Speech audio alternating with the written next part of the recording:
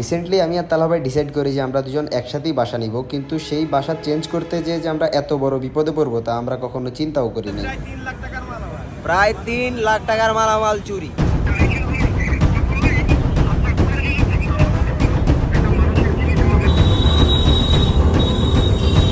সকাল সকাল ঘুম থেকে উঠেই দেখি বাসার সব কিছু গোছানো শুরু হয়ে গেছে, কারণ তালহা ভাই আর আমরা শিফট হচ্ছে আমাদের নতুন বাসায়। আর এই নতুন বাসায় শিফট হওয়ার প্রথম কারণ হচ্ছে তালহা ভাই এখন যে বাসায় আছে এই বাসায় তার কোনো গেমিং রুম নেই। তো ট্রাক থেকে যাদেরকে আমরা বুকিং দিছিলাম সেখান থেকে 2জন লোক চলে আসছে, এসেই তারা খাট খোলা শুরু করছে। আর এদিক দিয়ে আমি একটু শুট নিচ্ছিলাম ভিডিওর। তারা মোটামুটি খাট থেকে শুরু করে ঘরের অন্যান্য যত জিনিসপত্র আছে সব একটা একটা করে নিয়ে ট্রাকে উঠাচ্ছিল। আর এদিক দিয়ে তালহা ভাইও তার ছোটখাটো যেই ইম্পর্টেন্ট জিনিসগুলো আছে সেগুলো গোছাচ্ছিল। এক্ষেত্রে দুইটা হেল্প হচ্ছিল, আমাদের কাজও আগাচ্ছিল, প্লাস নিজের যেই পার্সোনাল যেই জিনিসগুলো আছে সেগুলো সেফ থাকতে। এদিক দিয়ে তালহা ভাইয়ের জিনিস গুছানো দেখতে দেখতে আমি লক্ষ্য করলাম যে আমাদের একটা ছোট পিচ্চিও আছে বাসায়, যে হচ্ছে তার নিজের সাইজের চেয়েও বড় সাইজের জিনিসপত্র ট্রাকে নিয়ে উঠাচ্ছিল একটা একটা করে। এদিকে তালহা ভাই দেখি তার মাইক্রোফোন নিয়ে বেশ বিপাকে, মাইক্রোফোন ঢুকে তো তার যায় না, তার যায় তো মাইক্রোফোন যায় না। প্লাস আমরা আমাদের মনিটরটাকে ইকুয়েস্টিক ফোম দিয়ে আর কার্টুন দিয়ে এত সুন্দরভাবে পেঁচাই নিছি যেন ট্রাকে গেলে এটা কোনোভাবেই না। মনিটর পেঁচানোর পরেই শুরু হয় রাউটার খোলার কাজ। আর এদিকে তালহা ভাই দেখি একদম গামছা টামছা পেঁচায় পুরো একদম প্রফেশনাল।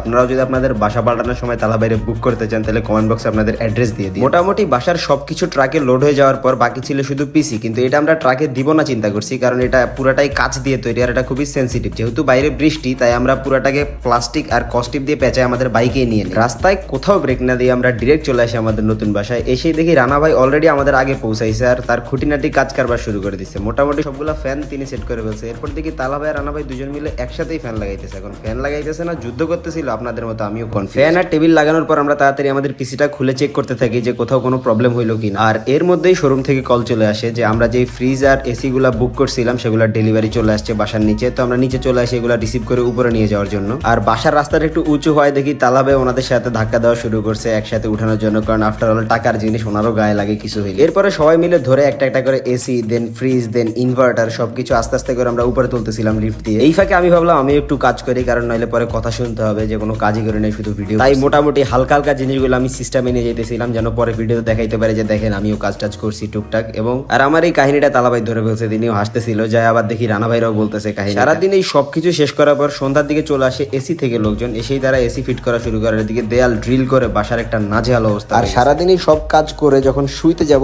তখনই লাগে আসল ভেজালটা। তালা ভাই হঠাৎ করে এসে আমাদেরকে বলে যে আমাদের ল্যাপটপ আইপ্যাড ম্যাকবুক মাইক্রোফোন সহ যত ইম্পর্টেন্ট অ্যাক্সেসরিজ যে ব্যাগটাতে ছিল ওই ব্যাগটাই পাওয়া যাচ্ছে না, মানে প্রায় 4-5 লাখ টাকার জিনিস চুরি। আর এইরকম একটা নিউজ শোনার পর আমাদের কারোই মাথা ঠিক থাকে না। আমরা একবার হেল্পারদেরকে কল দিচ্ছিলাম, একবার যারা বাসা চেঞ্জ করছে তাদেরকে